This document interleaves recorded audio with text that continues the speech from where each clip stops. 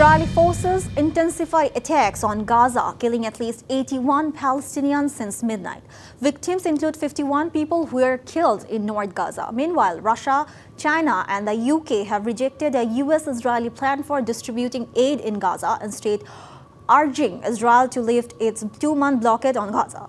US President Donald Trump, who is visiting Saudi Arabia, says he is working to end the conflict in Gaza as soon as possible. But Israeli Prime Minister Benjamin Netanyahu says that there will be no situation where we stop the war.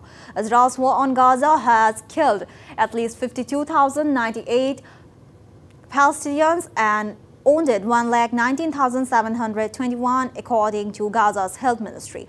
The government media office updated the death toll to more than 61,700, saying thousands of people missing under the rubble are presumed dead.